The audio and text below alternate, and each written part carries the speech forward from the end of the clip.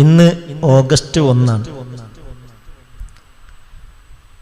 2009 ഇതുപോലെ ഒരു ഓഗസ്റ്റിലായിരുന്നു മഹാനായ പാണക്കാട് സയ്യിദ് മുഹമ്മദ് അലി ശിഹാബ് തങ്ങൾ നമ്മളോട് വിട പറഞ്ഞത്.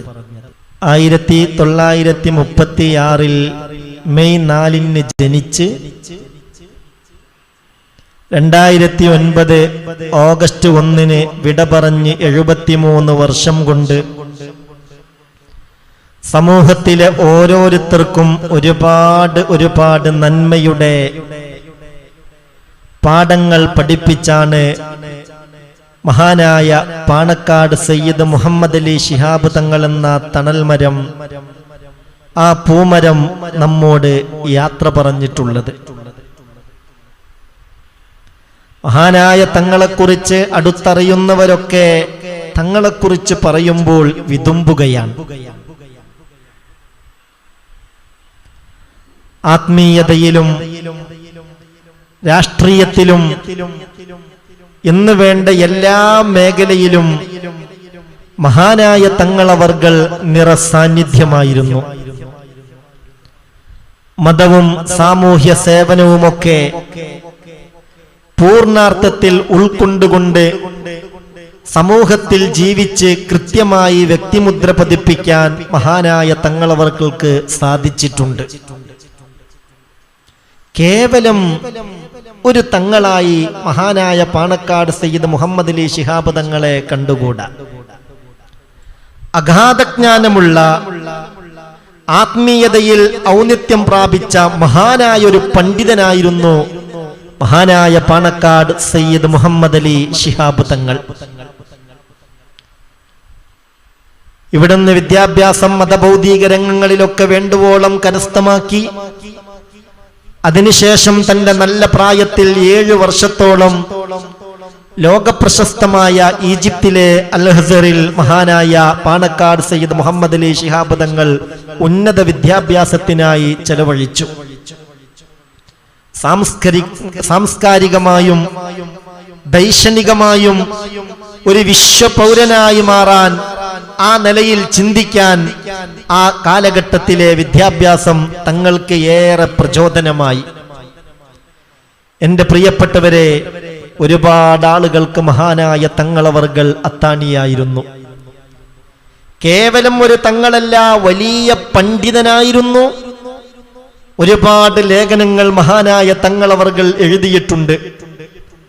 ഒരുപാട് ഗ്രന്ഥങ്ങൾ മഹാനായ തങ്ങളവർകൾ വിവർത്തനം ചെയ്തിട്ടുണ്ട്, തർജ്ജമ ചെയ്തിട്ടുണ്ട്.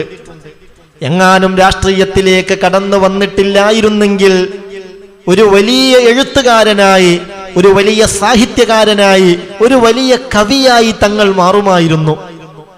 എല്ലാ മേഖലയിലും കഴിവ് തെളിയിച്ച മഹാനായ മഹത് വ്യക്തിത്വമായിരുന്നു ബഹുമാനപ്പെട്ട പാണക്കാട് സയ്യിദ് മുഹമ്മദ് അലി ശിഹാബ് തങ്ങൾ. കണ്ടവർക്കറിയാം, അനുഭവിച്ചവർക്കറിയാം, വളരെ സൗമ്യനായിരുന്നു. ഉന്നതരോട്, നേതാക്കളോട് പെരുമാറുന്ന രീതിയിൽ സാധുക്കളോട്, പാവപ്പെട്ടവരോട് പെരുമാറാൻ തങ്ങൾക്ക് കഴിഞ്ഞിരുന്നു.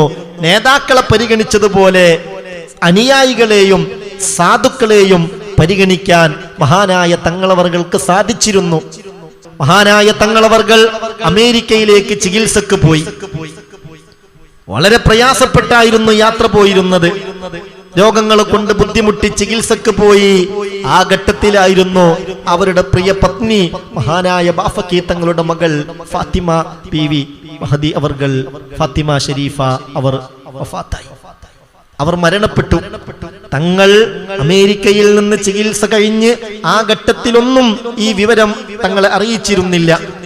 എങ്ങനെ അറിയിക്കുമെന്ന വേദനയായിരുന്നു, ആലോചനയായിരുന്നു ബന്ധപ്പെട്ടവരുടെ മനസ്സിലൊക്കെ ഉണ്ടായിരുന്നത്. അങ്ങനെ എയർപോർട്ടിൽ വന്നിറങ്ങി. അന്ന് തങ്ങൾ ഒന്നുകൂടെ ഉഷാറായി. മഹാനായ തങ്ങളവർകൾ എയർപോർട്ടിൽ നിന്ന് കടന്നു വന്നു. അങ്ങനെ വഴിമധ്യേ ബഹുമാനപ്പെട്ട ഉമർ അലി ശിഹാബ് തങ്ങൾ ഭാര്യ സഹധർമ്മിണി വഫാത്തായി വിവരം അറിയിച്ചു. എന്തായിരിക്കും തങ്ങളുടെ പ്രതികരണമെന്നായിരുന്നു പലരെയും അലട്ടിയിരുന്നത്. പക്ഷേ ആ മഹാനുഭാവന്റെ ആ സൗമ്യമായ രീതി അപ്പോഴും നിലനിർത്തി. തങ്ങൾ മൗനിയായിരുന്നു. വീട്ടിന്റെ മുറ്റത്ത് വന്നിറങ്ങി അല്ലാഹുവേ റബ്ബിനോട് ദുആ ചെയ്തു. വീട്ടിന്റെ ഉള്ളിലേക്ക് പോയി, തങ്ങൾ വിശ്രമിക്കുന്ന റൂമിലേക്ക് പോയി.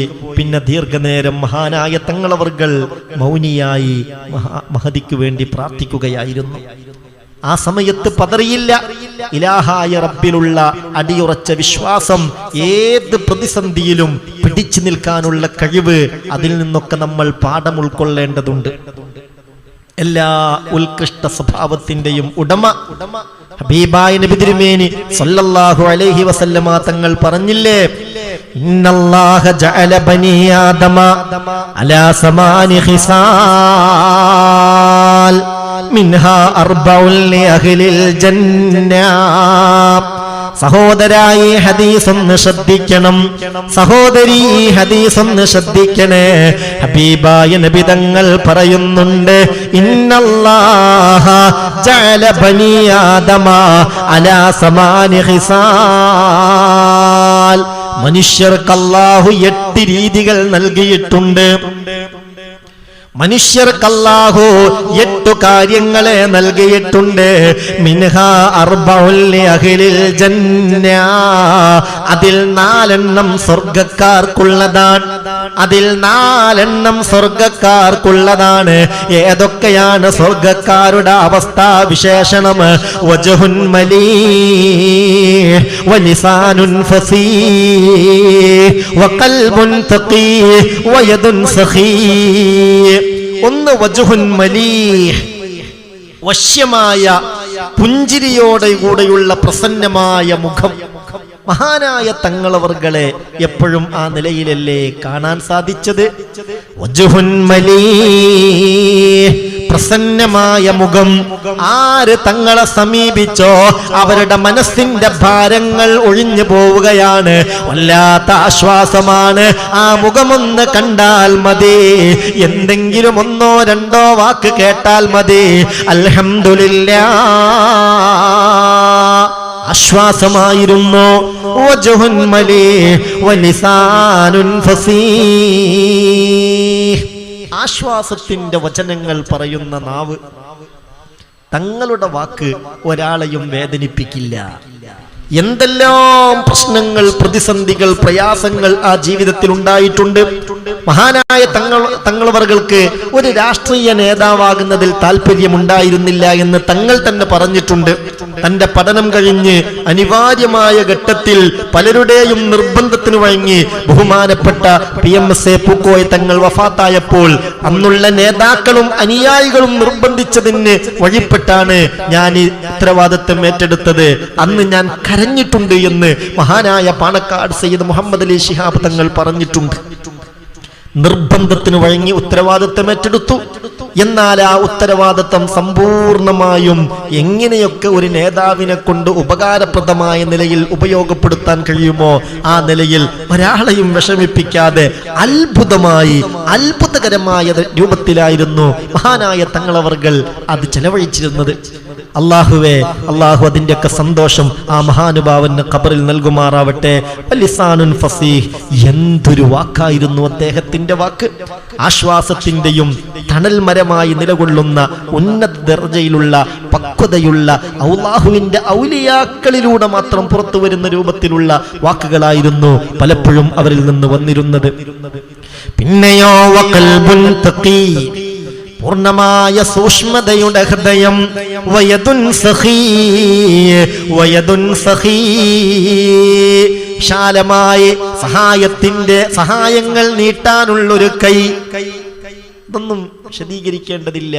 അനവധി ആളുകൾക്ക് പ്രയാസങ്ങൾ പറഞ്ഞ് തങ്ങളെ സമീപിക്കുന്നവർക്ക് വലിയ വലിയ സഹായങ്ങൾ മഹാനായ തങ്ങൾ നൽകിയത് ഒരുപാട് ആളുകൾ അനുഭവങ്ങൾ വിശദീകരിക്കുന്നുണ്ട്.